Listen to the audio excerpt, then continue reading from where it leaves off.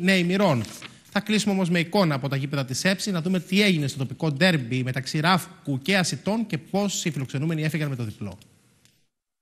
Πρώτα λεπτά στον Άγιο Μύρωνα, η σέντρα από τον Σουλτάτο. Μουλιάτος θα στο πάρει ωραία, θα σουτάρει γκολ 1-0 για τον Ράφκο. Μουλιάτος είναι ο σκόρερ. Μόλις το 7ο λεπτό παίρνουν προβάδισμα στο σκόρ οι γηπεδούχοι.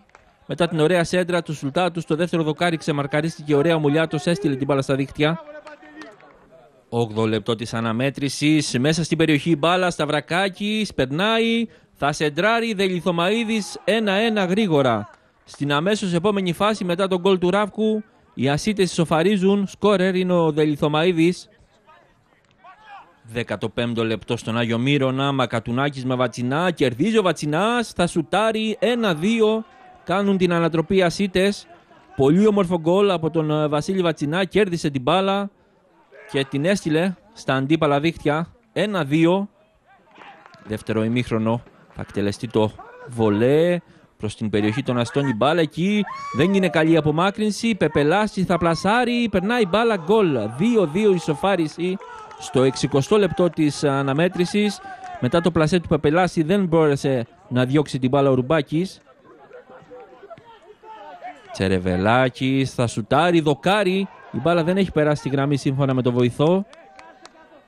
75ο λεπτό, ένα σούτ από τον Ρουμπάκη, κοντράρει μπάλα, Τσερεβελάκης. Αυτή τη φορά είναι γκολ, είναι το 2-3 με τον Νίκο Τσερεβελάκη να σημειώνει αυτό το γκολ που δίνει εκ νέου προβάδισμα στις Ασίτες. Ο Τσερεβελάκης το φάουλ, γκολ 2-4. Πανέμορφο γκολ από τον Νίκο Τσερεβελάκη. Λίγα λεπτά μετά το 2-3 σημειώνει και τέταρτο γκολ με απευθείας εκτέλεση φάουλ. Στο 85ο λεπτό Βατσινάς πολύ όμορφα. Θα πλασάρει ο Κάβουρας με τα πόδια. Χριστοδουλάκης, Βαφιάδης. Εκεί Δελιθωμαΐδης, ξανά Βαφιάδης. Μεγάλη φάση. Εκπνοή του αγώνα. Βατσινάς στο σουτ. Γκολ 2-5 για τις Ασίτες. Παράλληλα ακούγεται το σφύριγμα της λήξης από τον διαιτητή τον κύριο Μουρτζάκη. 2-5 για την πρωταθλήτρια ομάδα των Ασιτών στο γειτονικό ντέρμπι. Με αυτό το γκολ του Βατσινά και πολύ όμορφο κλίμα μεταξύ των ποδοσφαιριστών στην λήξη. Είμαι διπλά χαρούμενος σήμερα γιατί εκτός από την κατάκτηση του πρωταθλήματος καταφέραμε να κερδίσουμε και ένα ντέρμπι γοήτρου.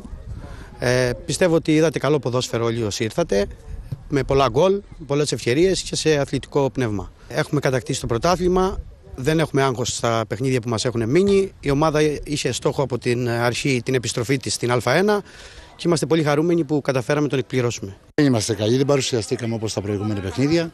Θα μπορούσαμε να έχουμε πάρει ένα θετικό αποτέλεσμα, αλλά πιστεύω ότι είμαστε μέτροι μπροστά σε άλλα παιχνίδια που κάναμε. Μια σπουδαία πορεία στο πρωτάθλημα της Α2 αυτό για το σημερινό μάτς ήταν ένα ντέρμπι γοήτρου. Παίξαμε καλύτερα από τον αντίπαλο κατά τη γνώμη μου και κερδίσαμε δίκαια.